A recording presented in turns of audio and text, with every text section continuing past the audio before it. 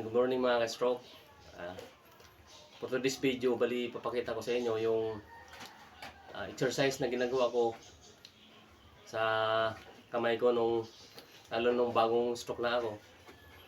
Kasi yung mga time na yun talaga napakahina ng kamay ko. Bali, humanap ako ng paraan kung paano ko siya mapalakas ng mas mabilis. Mahina talaga kasi ito dati. Kahit pag-toothbrush nga mo, dati parang ano pa alanganin pa Kasi sinubukan ko yung kaliwa. Kasi ako kanan kasi yung gamit ko talaga. Ito yung affected sa akin. Kaya ginagawa ko, gumagawa ako ng exercise na bumili ko nga pala ako ng ganitong hand grip. Yan. Ang gaganda kasi dito, may adjust siya. Yan.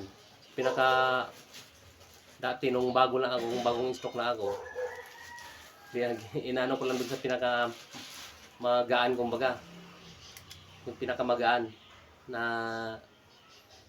na kaya mong i-grip. Hanggang sa ini-improve ko lang siya.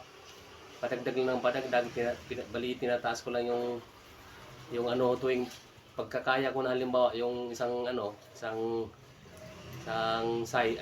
yung adjust na to. Hanggang sa tinataas ko lang tinataas. Hanggang sa sa ngayon medyo nakakaya ko na kahit paano yung pinakamatigas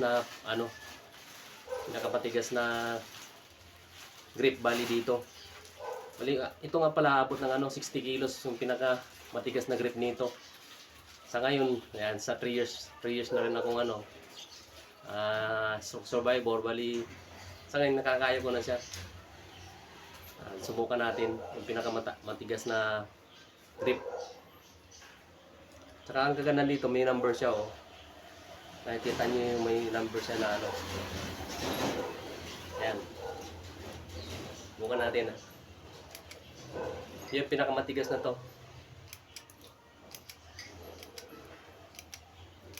Ngayon kung makita yung number niya.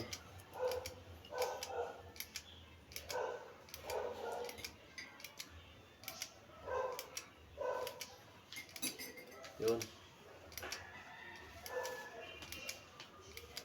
Sa ngayon kasi medyo okay na talaga rin yung kanan ko. Ang problema ko na lang sa ngayon sa side na stroke ko, yung sa paa kasi medyo kalanganin pa rin talaga Meron pa rin time na talaga na mahina siya. Yung medyo susubsob sa umaga ganyan. Pero normal naman siguro talaga yan. Nakakahirap talagang makarecover. Kailangan lang talaga natin i-porsige na mag-exercise. Kailangan natin palakasin yung mga katawan natin para mas mabilis tayo makabalik sa normal. Yan.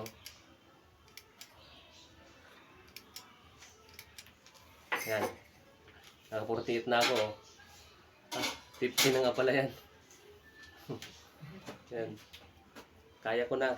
Kasi matagal ko na rin kasi ginagawa to sa simula pa nung stroke ako. Talagang gumagamit na ako ng hand grip. Yan.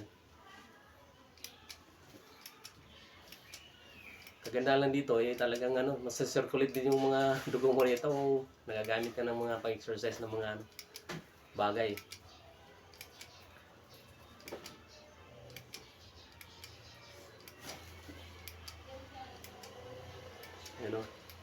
Medyo umaano din yung mga muscle natin pag lagi natin ginagamit to. Nag-improve talaga. Talagang nakikita mo yung lalakas ka talaga. Maramdaman mo. 80 na. 20 na lang, makaisandahan tayo. 2, 3.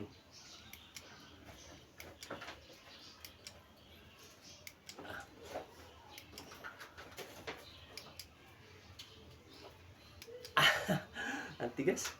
19 na Bila naman.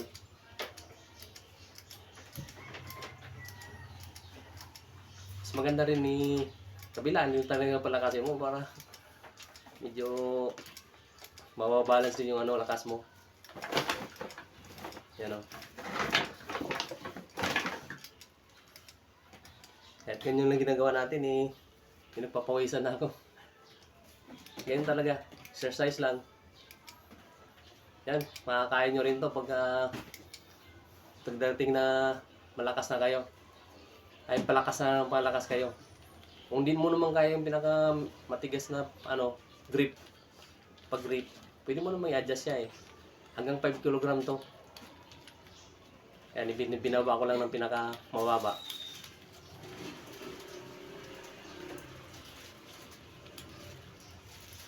O, sa ngayon nga ako, kahit daliri na, pwede na yun. Kahit daliri lang, pwede na siyang i-grip kasi magaan lang yan eh. 5 kg pinaka o mas bababa pang ayat as 5 kg yan eh. Tapos kung gusto mong adjustan, pihitin mo lang naman siya eh. Unti-unti lang siyang titigas ng titigas. Saka eh, ang importante naman dyan eh, hindi mo naman kailangan na doon ka agad sa mabigat. Mag-umpisa ka muna sa pinakamababa, huwag mo munang biglayin yung katawan mo. Saka hindi mo naman talaga kaya pagka lalo pag bago yung stroke lang. Kailangan mo talaga mag-umpisa sa pinakamababa para unti-unti pataas ng pataas yung adjust mo dito para dagdagan din yung lakas na persa na magagamit mo kumbaga. Yan. Ayun lang, bali sinasuggest ko rin sa inyo lalo mga stroke survivor din. Kagaya ko. Gumamit kayo ng ganito, sigurado makakatulong sa inyo to. Okay? Good luck.